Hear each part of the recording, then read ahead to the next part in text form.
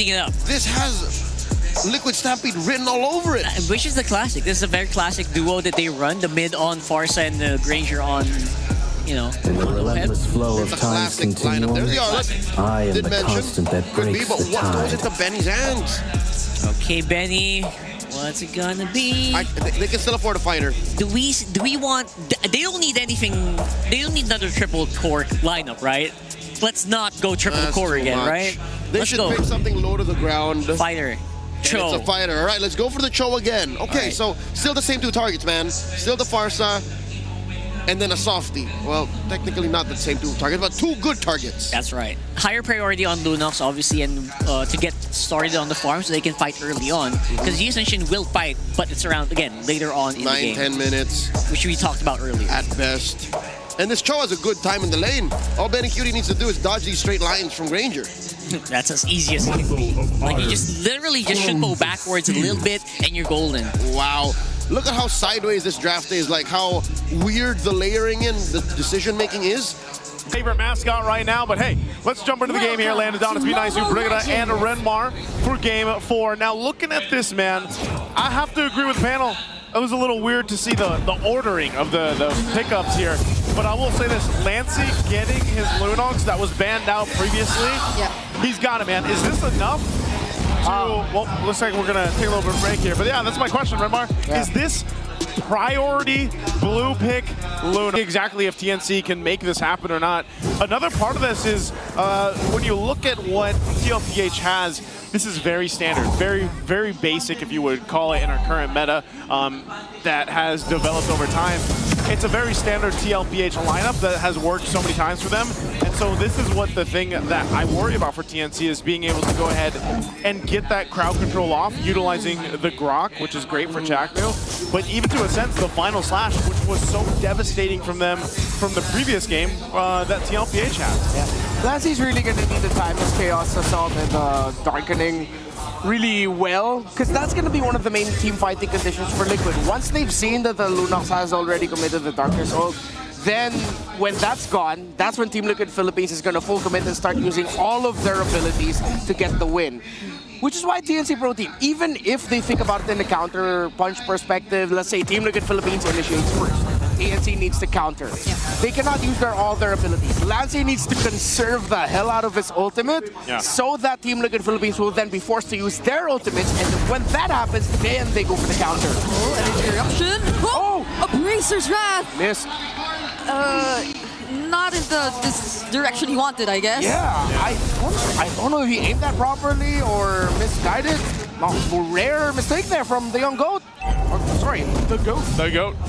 Not that young anymore. Yeah, I was saying he's not that young anymore, but whoa, final slash. Now it's Remar with a surprise and the flicker final slash, but Carl TZ might just walk away from this, but not until Lancey finishes off the kill. But Liquid gets so much in return. Zaida still fighting for the objective, but he will go down. He should go down, right?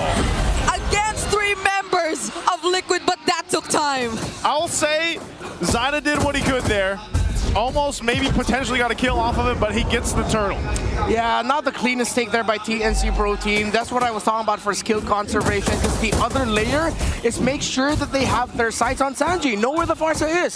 The fact that he was left unchecked in that upper mid shrub meant that Liquid wins that easily. So if 3Mar's gonna initiate and Jackdo's gonna initiate, then make sure you have eyes on where the Farsa is. Yeah, I wonder how that changes TNC's playstyle though, because for majority of Lancey's Lunox games, he's just really that aggressive kind of Lunox who goes in when he finds a target, maybe in a way so he could also deal some damage and poke just like that. And maybe this one's worth it. Yeah, that definitely is worth it. 2 ultimates used, but then they stop a little bit of the rotation of Team Liquid Philippines because the Farsa is very important to that. So that was a great call by TNC.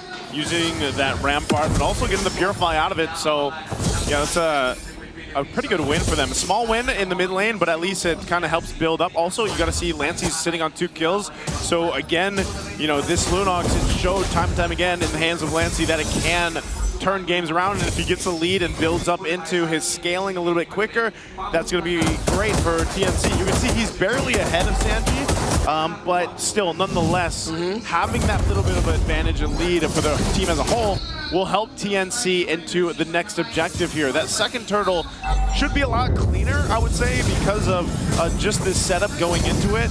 Now, I'm not sure if the XP laners are going to want to rotate down to this, or they just leave it, depending on how they decide to play this out, because you still have the gold laners on this close side.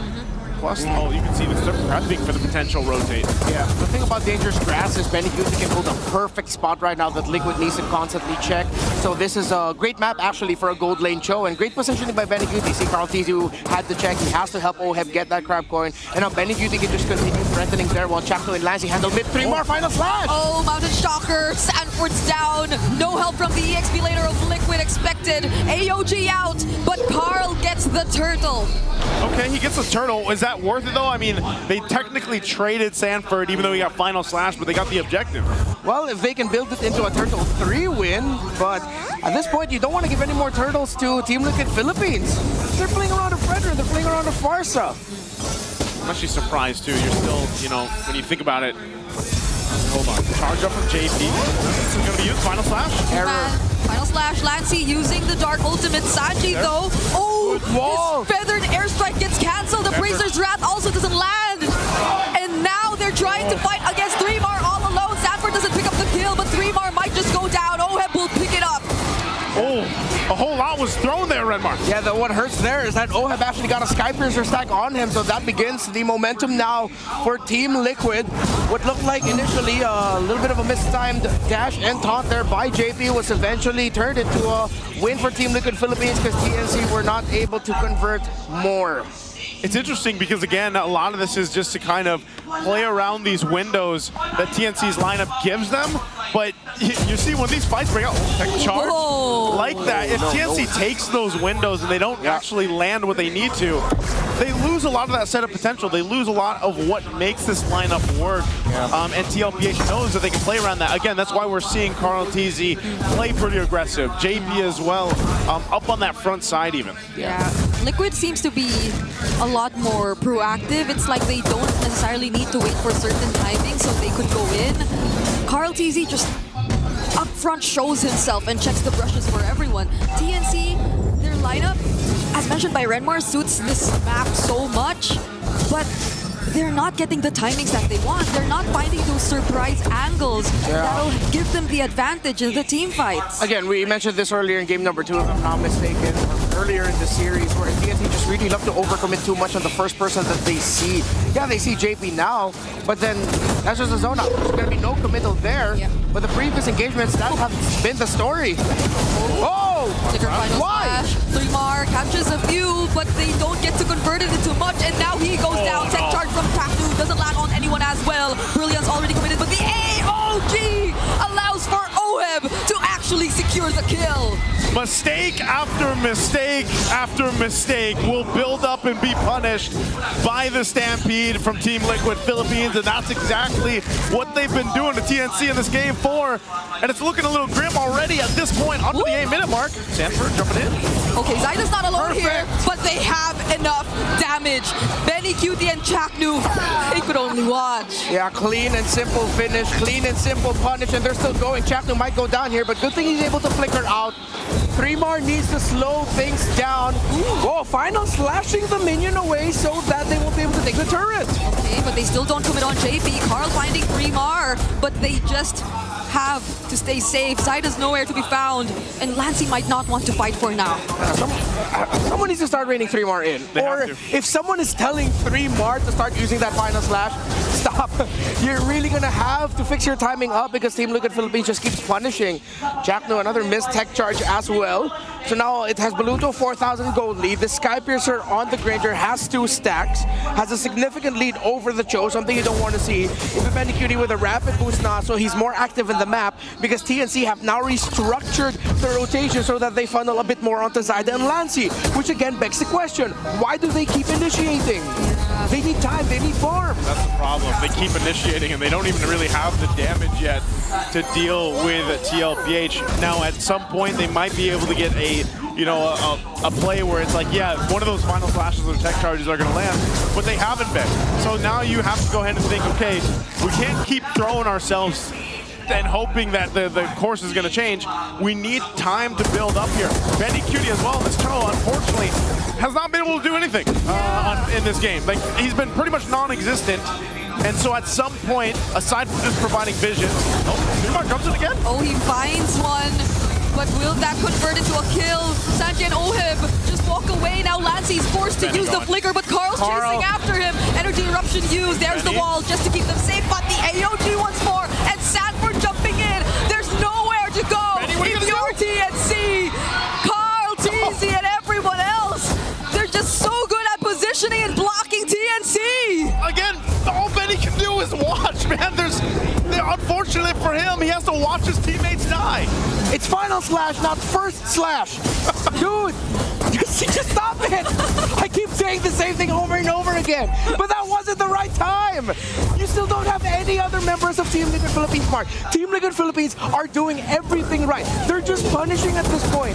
They're letting TNC, all right, do something. Yep. All right, cool. Watch us punish you and just take everything else afterwards. Yeah, by the way, TNC, we want them to take some time, but I don't know if Liquid are even allowing them to get that. Because even from afar, just look at the amount of range and damage that Sanji and Oheb can throw at you. Yeah, Lancey now has to compensate, and he had to rush the Divine Glaive as a second item here. Yeah. You still don't see a third item, still on the way there for Zyda. Yes, he has a pretty close goal in terms of Carl TZ. He actually at one point had the EXP lead, but everyone else on the map has suffered because TNC refused to slow things down. It's like they kept beating their head against the wall and hoping for a different outcome. When the wall, even the wall was telling them, yo, stop, you're hurting yourself. You know what the definition of insanity is? That's right? it. I mean, that's what's happening here. And maybe part of the decision that, hold on. Yeah. Again, under this. What we've been seeing from TNC has been a far cry of what they've been doing in the whole playoffs. I like it. Oheb hurts. Oheb hurts so much. This is the problem, though. I think they've been in a position where it's like they're counting on 3-bar to start things up so that that tech charge can come in later. Maybe that's the idea here from TNC, but they might potentially even get pressured into the base. Yeah. They don't really have much of a fighting chance currently. They need so much time. Yeah, but again, they keep doing that when they still don't have the full info onto where the other members of Team Liquid Philippines are, that it's easy for Liquid to just go counter-punish. Yeah. So now they're going to have to play from behind up against a lineup that is range-based and has an 8,000 gold lead. This lineup, perfect for defense, but it's also great for offense. Oh, JP going in. Sanford 2 might go next, but he gets to receive the Way of the Dragon. 3-Mar though has to figure out, but now the Appraiser's Wrath lands onto him. He's still actually gonna go in. 4-man tech charge. Benny Cutie looking for a target, but he doesn't find any. Carl TZ no longer has the immortality. Zyda will be picking up the kill. Lancey going in as well, but everybody's still trying to fight back. Lancey actually finding a double. M2 goes down. Another shutdown for Lancey picking up a triple, but JP denies him of another. JP and Sanji left alive, though concealed to disengage. They're happy with that. Oh, Sanji! Oh, so close. All right, Zyda's gonna live. Yeah, well, see what I was saying? They did it after Team Liquid Philippines initiated, and they went for a counter, which was good. Now you have a tech charge because you have full info. That's what TNC needed to do for majority of this game. Now they finally got it, and I think that was a bit of a heat check now towards Team Liquid. Carl TZ won't have immortality back for a while, but I think Liquid now are going to slow down the pace so that they have immortality back on their hands. Sanji is up to a Divine Glaive, and even more so now, even though TNC were able to crawl a bit back of the gold lead, get just a little bit more presence in the map, just a little bit. The fact that there's a Divine Glaive on this Farsa now means TNC needs perfect execution to swing it back towards their favor. Yeah, but this is looking so good for Lancey though. Majority of the kills went over to him. Yeah. So now he's pretty much equal with Sanji in terms of gold, also the number of core items that he already has secured, but whoop. Jump in, JP. Oh, Lancey's in trouble. They used the Feathered Airstrike already, but they're gonna have to fight for the Lord here. Yeah, Sanji's really low. I mean, Lancey's really low. Now Sanford gets his eyes on him. Carl TZ securing the turtle. Benny Cutie might still go in. He goes in with Chaknu, tries to find Oheb, but Chaknu gets bursted down. Appraiser's Wrath lands onto them as well. 3 members of TNC are down, and now they're going for the chase. Carl TZ was fired up. He was yelling towards TNC. Ooh, Unbreakable doesn't land. Sanji wins by wins. Can they actually go for the sandwich play? Oh, the Traceless keeps him safe from the stuns, but JP, he's still going after him. Can Zyda live? Mountain Shocker, but the Sky Piercer Their stacks are too much. You can't escape Oheb on the Granger. There's too much range from Team Liquid Philippines. And now with this, they're going to get ready to march towards the base and potentially ending the game here with this kind of lead, this composition. Can TNC defend and stay in the game? The Lord charges in the mid. Endable. It's endable. Oh, hold on. Lord's still there. They're going to have to clear this out. Oh, beautiful. Weezus are going to be working on here. Jack doing the brunt of it all. Okay, now there goes the final slash. 3 more catches, 2. Tech charge has the follow-up. They might actually find an opening, but Sanji is Benny. walking away as much as he go. can. They